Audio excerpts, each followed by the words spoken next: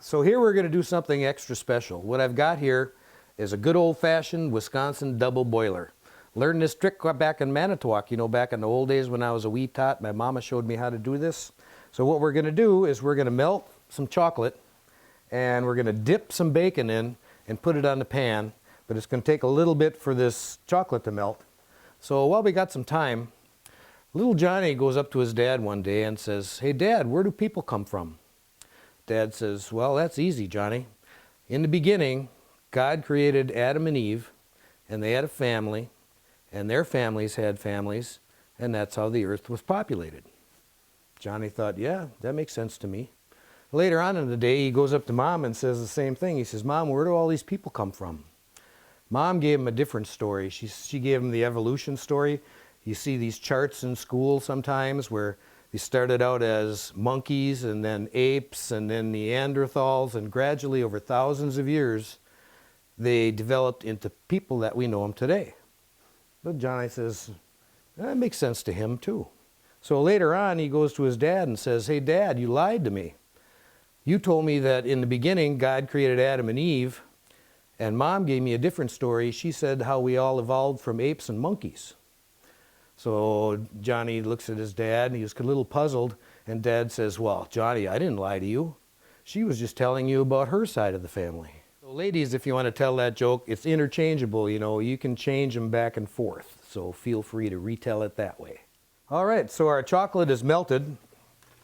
And what we're going to do here is you can do this a couple different ways. You can take half slices of bacon, put them in, coat it nice. What I like to do is leave a little bit of it uncoated so it's easier for you to grab when you're eating it. There's a full, that was a half piece. Here's a full piece. Now I got dark chocolate, and you can also do white chocolate. Oh, it's looking good. Might be about time to schedule that angiogram though. So here, see this piece is a little darker. This, of course, is the jalapeno bacon. Works just as well. So coat it as best you can. You can dip it, you can take a spoon, cover it like that. And then what you could also do is if you want to make a nice little presentation, you can take like a little of the white chocolate and put it over the top. Or you can take a little bit of the brown chocolate and put it on the white, just to make it a little more interesting. It's a pretty cool thing to do for special occasions, birthdays, anniversaries, some kind of holiday party. Put out the chocolate covered bacon, you're going to be a hit. Pretty good stuff. All right, so you want to get as many on the wax paper as you can, and you don't want to dilly-dally around because time is important here. Once you get them all dipped, you want to get these and put them in the freezer just as soon as you can so that the chocolate sets up.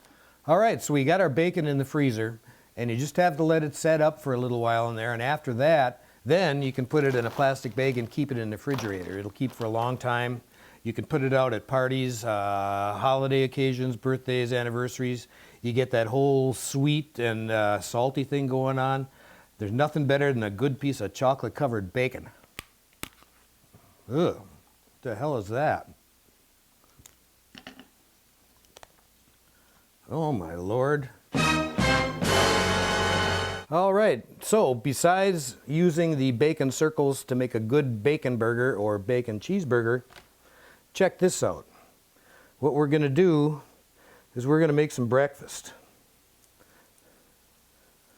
Oh, doesn't that look good? I think bacon is a perfect cure for a hangover. So what we're going to do is we're going to put the bacon right on top of that pancake. And we're going to end up with a bacon-infused pancake. Now you can do this either way. You can leave it just the way it is and flip it. Or what I like to do is put a little more batter on top. Now I made this pancake just a little big, but that's okay. Okay, so I got it at a medium-high heat. What we're going to do is we're going to flip this bad boy over, just like so. Oh man, doesn't that look good? Just looks like a regular pancake to me, but no, it's infused with bacon. And here we flip it back over. See, you can hardly even see that bacon, but by George, it's in there. It's great for breakfast. So what we're going to do here is we're going to try making another one.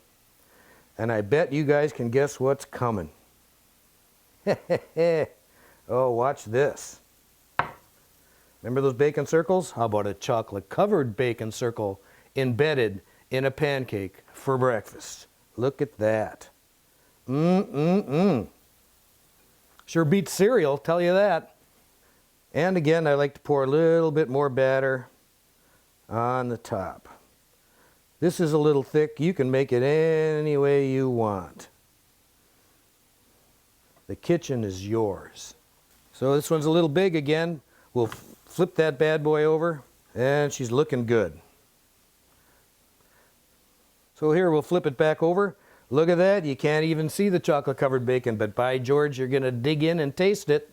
So I hope you've enjoyed my little bacon extravaganza today. I'm sure you'll agree that cooking bacon on the pellet grill is the only way to go. It's the best. Cooking bacon is a little bit like life, I think. If you put bacon in the frying pan, you turn it on high, some places get scorched and burnt, the middle isn't done. What you need is balance. You got to have evenly cooked bacon. And that's kind of how it relates to life. You need to live your life with balance, do everything right, nice and even and smooth, and your life is going to turn out great, just like bacon on the pellet grill. So that's it for today.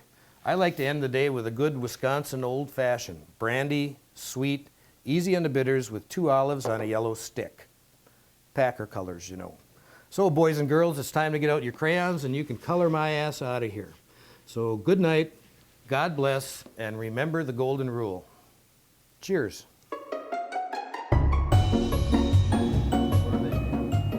I don't have a f***ing clue what they're made of. Actually, that was a pretty shitty flip, but... Alright, we'll cut it.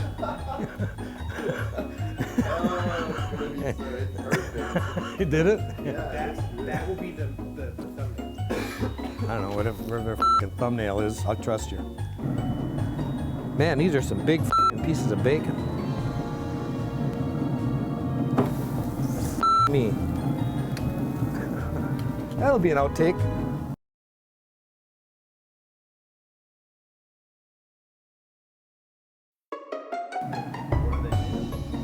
I don't have a f***ing clue what they're made of. Actually, that was a pretty shitty flip, but... Alright, we'll cut it. Man, these are some big f***ing pieces of bacon. F*** me. That'll be an outtake.